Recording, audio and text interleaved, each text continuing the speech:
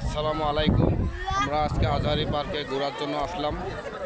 অনেকেই বাংলাদেশি ভাইয়েরা জানতে চাচ্ছে যে মিশরে কীরকম ভিসা আছে কি নাই, কী রকম কাজ, কত স্যালারি, অনেকেই অনেক রকম কথা বলে।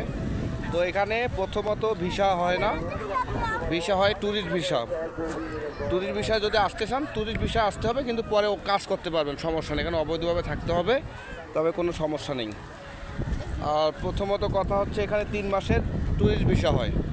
3 মাসের পর আপনি যদি বাংলাদেশ মনে চান যাবেন, না কাজ করবো, এখানে কাজ করতে পারবেন, কোনো সমস্যা নেই। যতদিন মন চায় ততদিন কাজ করতে পারবেন।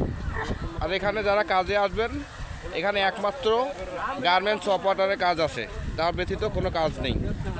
যদি অন্য কোনো কাজ করতে চান তাহলে স্যালারি হবে 20,000, 25,000 এরকম। অতএব এই কাজে কেউ আসার প্রয়োজন নাই। ওয়ালাইকুম আসসালাম হাবিবি। ما تكلم শুকরান। আই এম বিজি নাও।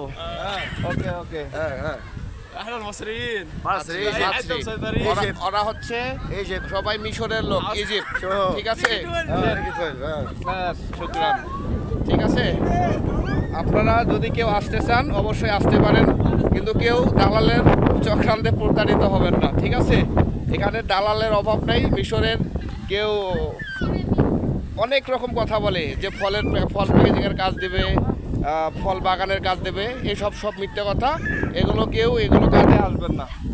সবাই একমাত্র আসতে পারবেন গার্মেন্টস ওয়ার্কার, যারা ভালো কাজ করতে পারেন তারাই আসতে পারবেন। ঠিক আছে, আর এখানে আসতে খরচ হবে 2,50,000 থেকে 60,000 টাকা। আরও কম হয় যদি ভালো কিছু, যেমন ডাইরেক্ট ভিসা আছে, যদি দালালের মাধ্যম ছাড়া আসেন তাহলে আরও কম টাকা